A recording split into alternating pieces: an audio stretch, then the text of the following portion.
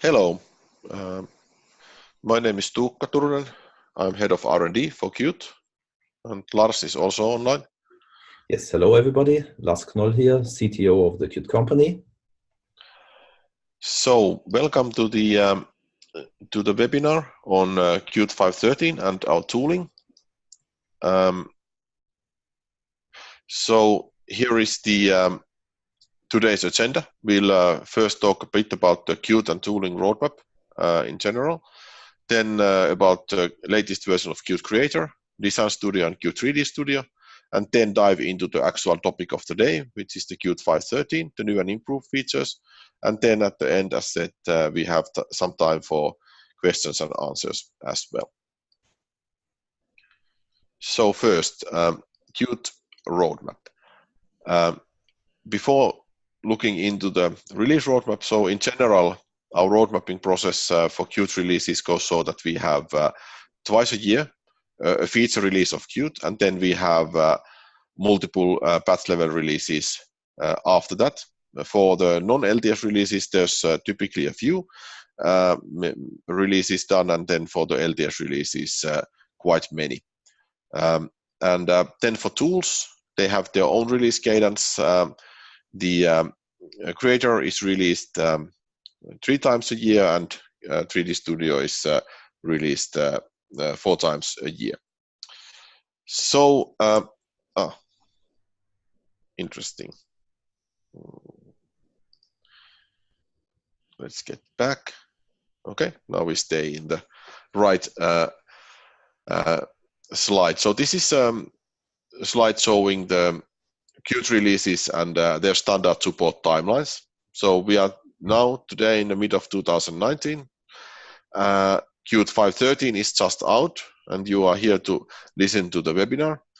Our previous LTS release, 5.12, is recently out, so just 6 months ago. And then the previous LTS 5.9 is approaching its very strict phase. So basically, the last bit of the 5.9 series where it only receives updates for security and other critical bugs. And one LTS before that, Qt 5.6, the standard support has ended. The support for 5.10 and 5.11, so the non-LTS releases, has also ended. And as you can see going forward, 5.13 is the first steps towards the next LTS, which is the 5.15 LTS coming out in May 2020.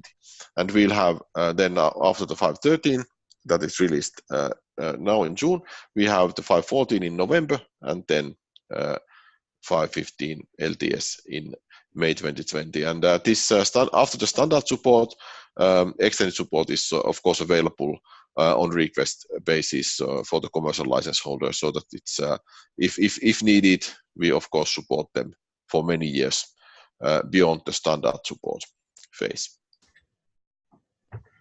So then, if you look at the release roadmap for the tools as well, so here we can see the Qt releases in calendar, but we have actually quite a lot of tools. So starting from the bottom, Qt Creator 4.9 was released in April, and we are soon, or already during this month, we'll have the next Qt Creator release 4.10 already, and then 4.11 at the end of the year. And then for 3D Studio, they have released 2 releases, 2.3 and 2.4. I'll talk a bit about the 2.4, which is the latest one, and then 2 more releases coming this year. And then Design Studio, they have released also 2 versions. I'll talk a bit about the 1.2 release, which is the latest one. And then during the second half for the design tools, there is first the synchronized release, and then we are going towards a unified release cycle for those tools. The unified release here means that basically that when you do the installation, you get basically both of the tools installed. They are not yet fully unified as an application level unification. So then let's start diving into the tools. So first the Creator, and then Design Studio, and then 3D Studio. If you look at the tools in general, here we can first of all, of course, there's a question. Okay, why do we have two different design tools? Why not just one? And then, of course, design is also part of a creator. So why a separate tool? So if I explain with a few words the thinking behind our tooling palette. So basically, the starting point of everything is the Creator IDE, and that's our tool that we offer for developers. It's the tool that you use to edit and debug and profile and deploy and everything that you do for software development. And it also contains a mode to design. But we wanted to take that a bit further. We wanted to improve its ergonomics. We wanted to make it better, but also we wanted to make it easier to use. And that's why we started talking with UI designers to understand, okay, how do non-programmers see the code? Of course, some of the designers also code, but taking the viewpoint that, okay, what does a designer want to achieve? How should a scene editor work? What kind of things there should be? And of course, we want to keep the programming close, especially the QML part, but we wanted to hide some of the complexity of the C++ and those from the Design Studio. But technically, Qt Design Studio is based on top of Creator, and it's basically a Creator with another view. They are still separate applications, but you could think them almost as a flip switch, or at least it's a configuration that you build with, and then you get one or the other.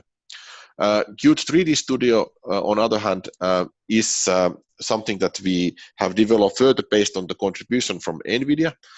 It is ported to Qt, but it is a separate tool. Longer term, we want to bring this functionality together. With the Design Studio, we started with sharing certain components. So as you can see in this view, the timelines are not exactly the same.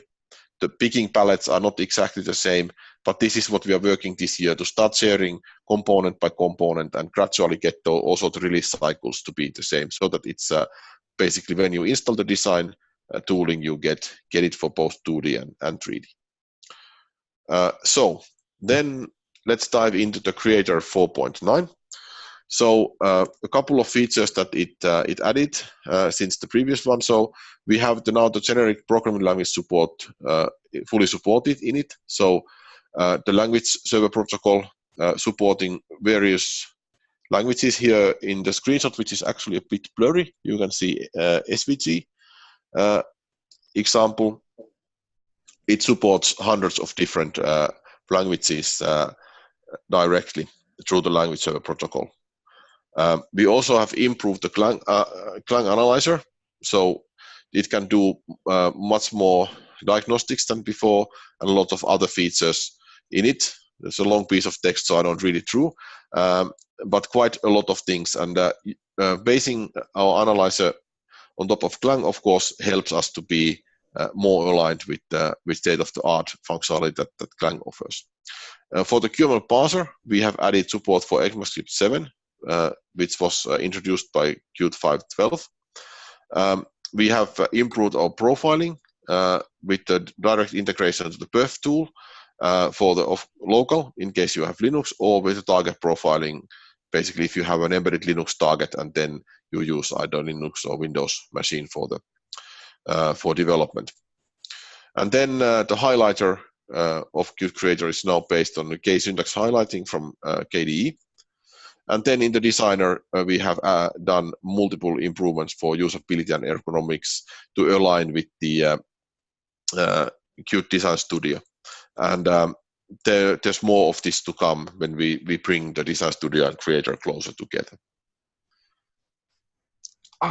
This is a bit interesting feature of the. Why does it? Let me try to get back a few slides. You get the sneak preview of what is to come, but it's. I was sort of hoping not to jump 10 slides ahead with the click of a button, but let's see if I can get back. back a few slides, but not in the beginning. So this is the next slide. So Qt Design Studio, the 1.2 version was recently released, adding a couple of nice features. For example, Photoshop and Sketch bridges that allow to import directly from Photoshop and Sketch, respectively. And this is a feature that is only available in the commercial version. The other functionality is also available in the community version, the open source version of the Qt Design Studio. So a couple of features there that we have in Design Studio 1.2, the timeline-based animations improved. We have possibility of side-by-side visual and code editing. This was also before, but this is now a bit improvement. And then it has support for components, as with the Qt Quick components, but also some additional ones, and makes it easier to create your own. You can create dynamic layouts, just like with the designer that has been a long time part of the creator. Also, this has nice visual effects and a couple of sample effects to make use of the OpenGL accelerated visual effects of Qt Quick. It offers a live preview that can run also both on the host as well as on an embedded device to directly have it running, and every time you do a change in the visual editor, you see that change previewed in the running in the device. And then the scene editor, as well as a lot of components for button switches and things like that to start with, and to be a base of creating your own components. Then next, the 3D Studio. And yes, I was able to change only one slide, not 10 at a time. So the Qt 3D Studio 2.4 is a 3D scene editor that allows creating the complete 3D applications, or as well as 3D parts that are used inside the 2D application. It provides asset import support for most 3D content creation tools, Maya 3D Max, Blender, as an example. With the 2.4 release, the big new thing is a completely renewed 3D engine, which architecture is changed so that it's running directly based on OpenGL, and has a lot improved performance, especially on embedded. And then these performance improvements mainly are geared towards rendering performance, so basically how many frames per second it can render, but also some reduction in CPU load and memory usage. Studio 2.4 also adds dynamic object creation that allow basically during the application runtime to create new objects or define the object geometry or materials, and then also support for vertex shaders. So basically, when you have a custom material, you can transform the vertices so that you can distort or reshape the objects again during runtime quite nicely. For the 3D Studio 2.4, before I hand over to Lars, let's look a bit on the performance improvements, because that's quite significant. So here we have two example applications. Both of them are instrument clusters, but they can, of course, could be any applications. They just happen to be clusters. So the top one is a full 3D UI, rather heavy, quite high resolution. It's running on NVIDIA TX2 for the measurements, and it's as I said, everything is 3D with some 2D brought in as a QML stream. And then the bottom one is a more low-end example. It has all of the UI created with Qt Quick, and only the ADAS view, so the one where you have the road and the cars in the center, is created with Qt 3D Studio. And this is running, with the measurements, it's running on Renesas AirCard 3.3, which is a quite low-end SoC, especially compared to the TX2, which represents the high end.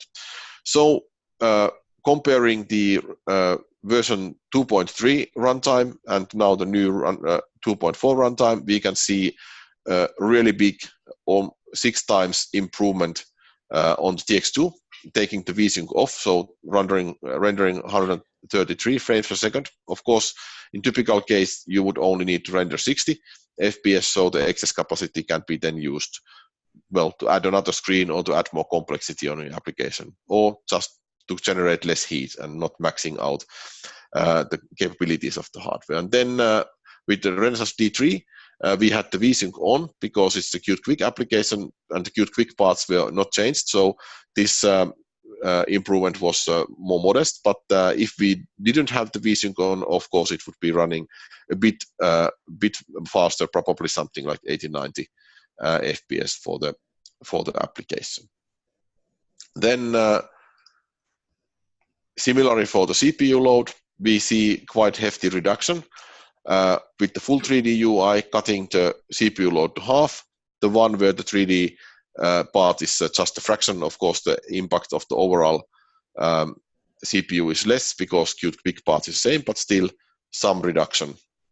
And then same for the memory. So about 20% reduction on the runtime memory. And this is now keeping all the textures and everything the same. So this is just the engine impact of it. So quite big improvements for the new Qt 3D Studio 2.4. So if you are interested in 3D, definitely worth the upgrade. And even if you are not sort of planning to use it, maybe it's worth just taking it for a spin and seeing what kind of things you can do with 3D using Qt.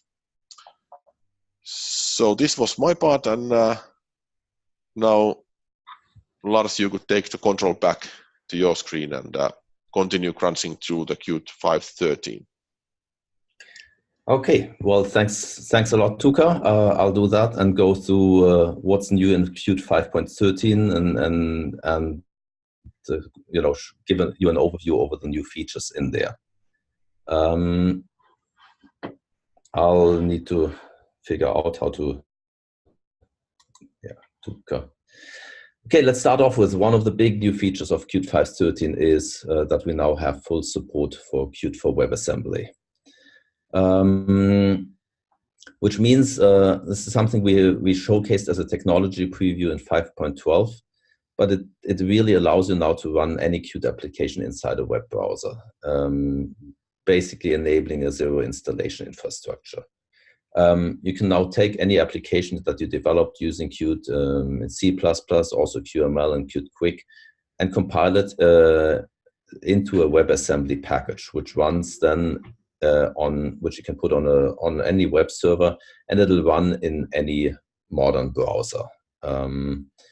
You out of the box get some security through sandboxing. You get the zero installation for both desktop and mobile. Since it's Qt, it's working very cross-platform, and it fills the last gap in a way in our cross-platform story, where we couldn't really target the web or HTML, the web browsers as a platform. That's something you can now do. On the right, you can see a picture from when we showcased this earlier this year, showing a small example application that uses Qt for WebAssembly. You can also find some examples on our webpage on qt.io and try it out yourself. We've also continued to develop Qt for Python further. This was first time fully supported in 5.12 in the Qt 5.12 LTS release. We've done quite a lot of bug fixes there to make that support even better. Qt for Python offers you a full, Qt bindings to the Python language. With this, it's part of, Qt for application development. That's where it's available. Same licensing options, same conditions for distributions, and we have that now, and we're seeing, first use cases. Here's on the right hand side, you see a first, customer using it. Where they've been, using then Python as the scripting language to tailor their application, get the use that because Python is also cross-platform, and they can still use and integrate also with their existing C++ libraries, as the Qt for Python also allows you to very easily wrap your own C++ APIs in Python. What has happened in core and network? we've done a lot of, in Qt Core, we've done a lot of optimizations and bug fixes, but also other features. We've done quite a bit of speeding up our signal emission, signal slot mechanism quite a bit. So whenever you emit a signal now, the overhead of that is approximately cut in half from what it was in 5.12. We've done a lot of work, improving our support for tracing. So you have trace points in your applications and can use that. Also have trace points in Qt. We've added a new compression algorithm called Z standard for resources. So if you use the Qt resource system, you can compress your resources in a much better and more efficient way now than before with zlib. Added stream operators for the JSON and CBORD protocols. So that's a lot of things that we've done there. Countless other smaller improvements and bug fixes. In Qt Network, a big new feature is that we now have secure channel support for SSL sockets on Windows. We have OCSP stapling support and added that one. And we've actually also added Diffie-Hellman support for QSSL key. So quite a bit of new features in Network that could be very helpful for you and your application. Qt GUI, of course, has also received its share of bug fixes and improvements. We now can have support for converting Q images in place, so you don't need to allocate additional memory if you convert it from one format to another. QPainter path has gotten some functions that we also had, for example, in QVector, where you can reserve capacity and with that improve your code. We're now supporting ASTC textures in our texture provider. Support for 16-bit grayscale images. And when you generate PDFs using QPainter, you can also specify that the images are supposed to be encoded in a lossless format. So far, all PDFs always would embed images as JPEGs. There are some use cases where you really want to have them encoded in a lossless format, and that's something you can do now.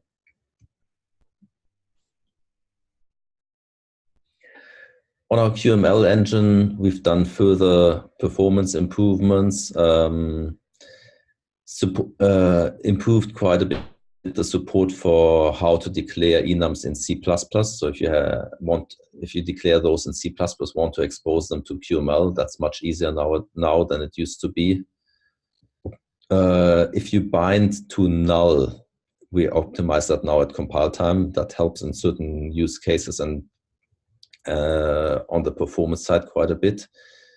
And on 64-bit Windows, we now properly support stack unwinding through the jittered functions that we generate in the QML engine. That has been a problem before when people tried to debug QML-based applications using a C++ debugger on Windows, that you couldn't get proper stack traces there. That's something you can now get. Qt Quick, the UI technology built on top of the QML language, has received a lot of bug fixes. The table view control that we have added in 5.12 has now support for hiding rows and columns. And we have a new split view control that's really important for desktop applications. If you do build a desktop applications with Qt Quick, you now have a splitter available that allows you to split the screen in two parts, horizontally or vertically, and you have a draggable splitter between the two, so you can control this. The user can control the size of each half.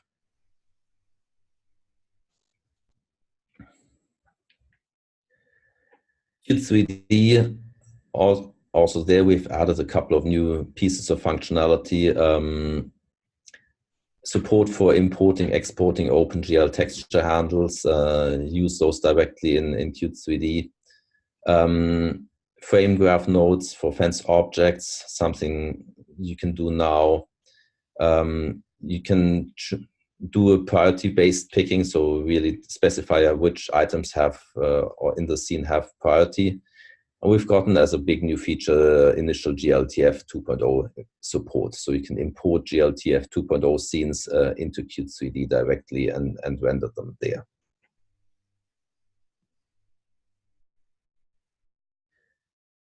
Qt WebEngine has gotten the almost obligatory update to a new Chromium version. Of course, with that also fixing lots of bugs on the Chromium side, on the WebEngine side, fixing security holes and things like that. We have added a client certificate store that's application local that you can now use. And you can also access that one from QML. Qt WebEngine now features a full PDF viewer. So also if you just want to show PDFs to your user, you can use Qt WebEngine now to do that. So with that, Qt has gained full PDF viewing capabilities for the first time. We support now the Web Notifications API, and you can use in a thread-safe way, have specific page-specific interceptors for URL requests, which is really nice if you want to basically intercept certain page requests and block them or do certain things with them.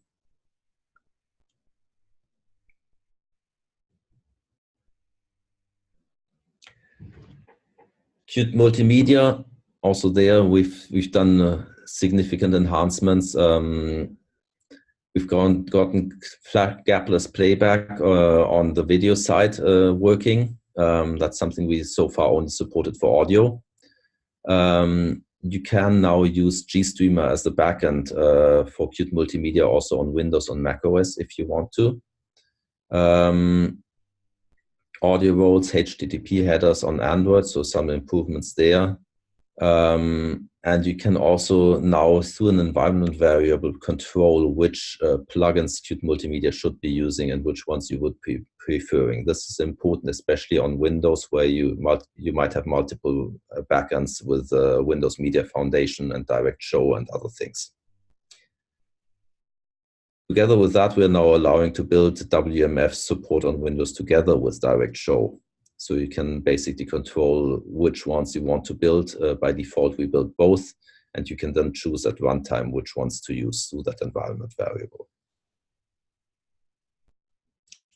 On Pulse Audio, as for audio on Linux, we have now support for channel map and selecting the output channel.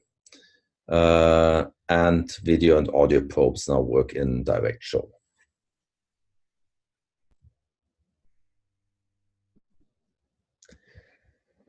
Another cool new feature is that we've added is Qt Lottie.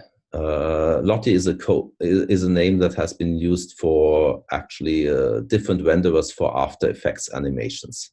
After Effects is a product by Adobe and allows you to do very nice small animated icons or other small animations. And you can basically export those through a common plugin called Body Movin, which exports them into a common JSON format. And the renderers for that JSON format are called Lottie, and we have now one of those also available for Qt. That you can very easily now integrate with QML applications, and with that get small animated icons or effects working. Since those icons are usually small, we decided to do that using CPU-based rendering through QPainter. So you have, because that is for those use cases usually the most efficient way of doing it. That's something we can really recommend. Try it out, and it's really fun and it's really cool animations. And there are actually a lot of ready-made animations also available out there in the web where you need to use After Effects, where you can just download those body movement files.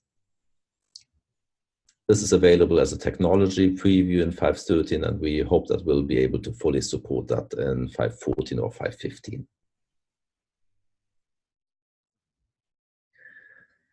With Qt 5.13, we are now also supporting OPC UA as a next generation, as an architecture for machine-to-machine communication in the Industry 4.0 standard or compliant applications. That's a big standard in Germany and in Europe, where you have a client-server architecture. And with With that module, we now support the client side and have a implementation for the client side of OPC UA.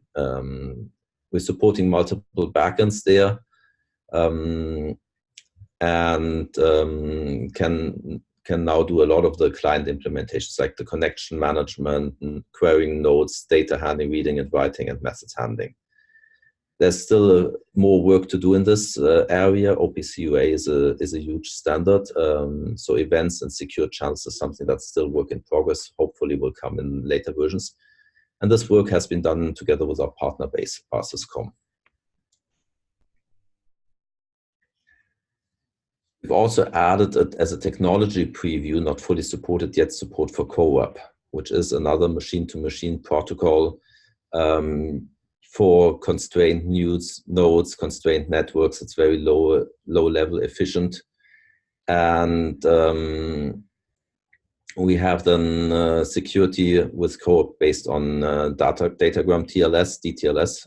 So it goes over UDP, and have good communications as defined by an RFC, blockwise transfers, resource observations, and resource discovery. So you can find resources on the local network. This is something we are now supporting, and it's the first time we have a good technology preview out there for that, and I can only recommend trying it out in case you need CoAP support in your applications.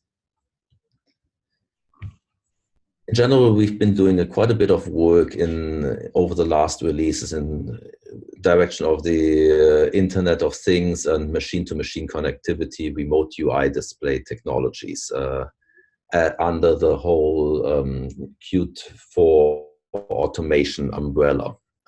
We've done work and added their support for serial bus, Qt serial bus, CAN bus support, for example, falls under this. We have a remote display technologies like VNC, the WebGL streaming plugin, which allows you to do more animated UIs and stream that to any web browser. We've now have Qt for WebAssembly, which allows you to package your application into a WebAssembly package, put that onto a small server. And then we have machine-to-machine protocols that we also added, MQTT, KNX, OPC UA, and CoAP. So we've done a lot of work, and I think with that we now believe that we have a good foundation for the Internet of Things, automation-related things, and machine-to-machine connectivity type of works and applications that you are doing. Just as a side note, those 4 protocols, they are MQTT, KNX, OPC UA, and CoAP, are not part of the standard Qt delivery, but part of the Qt for Automation add-on.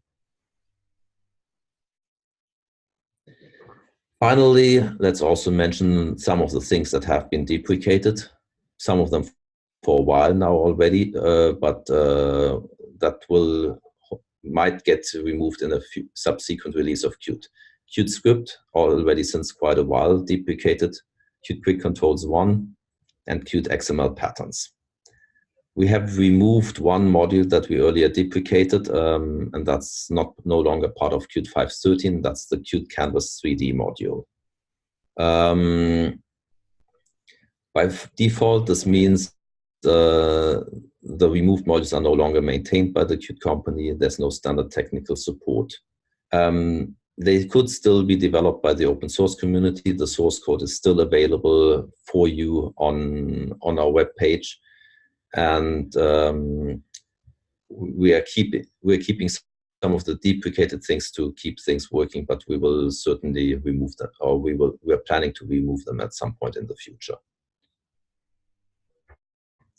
And for all of those, we usually have a better alternative that we recommend using instead.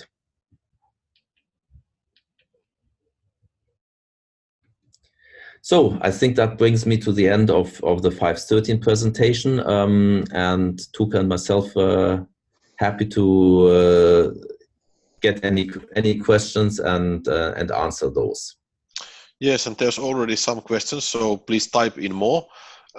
So basically, the first question was which Qt version is the Qt 3D Studio 2.4 released on top of, and the answer is Qt 5.12.4.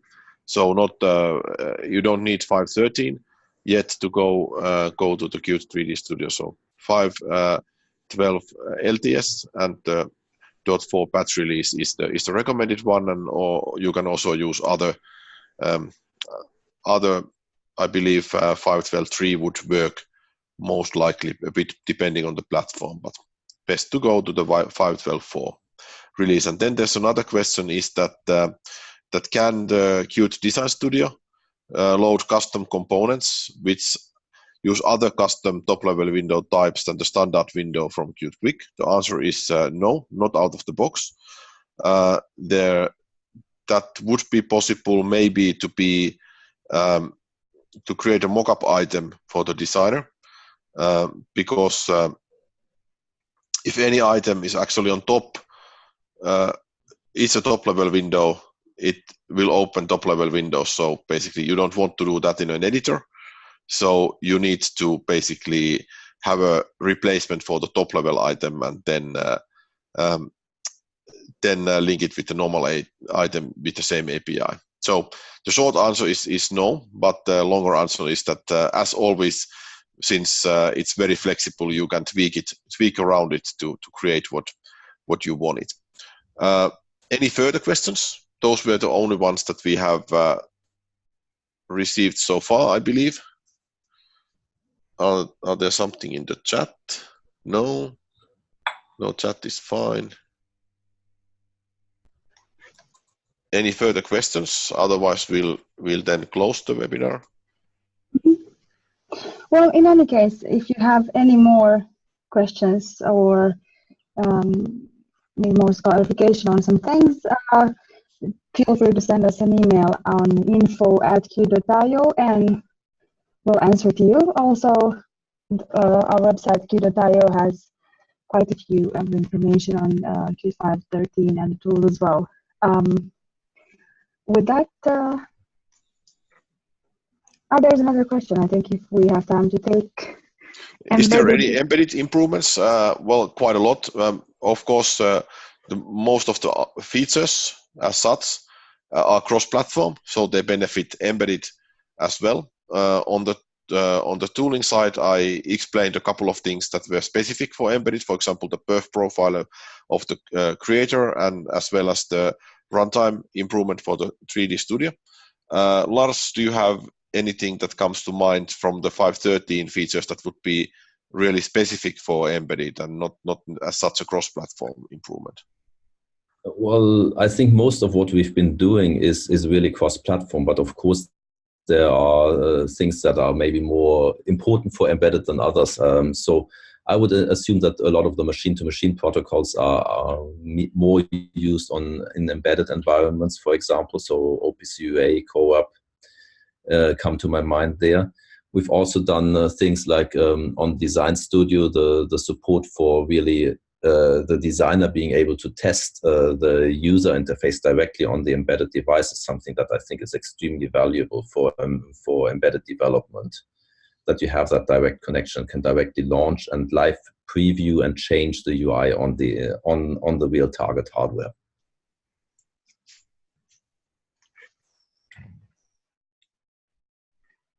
Good. So I think that was it for the questions. Thank you for listening and thank you for asking the questions. Yeah, yes, thank you very much. We do have we always have a couple of more webinars lined up. The next one is going to be on July 25th, in the middle of everyone's summer vacation. It's going to be on in-depth model view with QML. So feel free to sign up. But until then, I wish you a great day, and until next time. Yes. Goodbye. Thank you and goodbye. Bye-bye.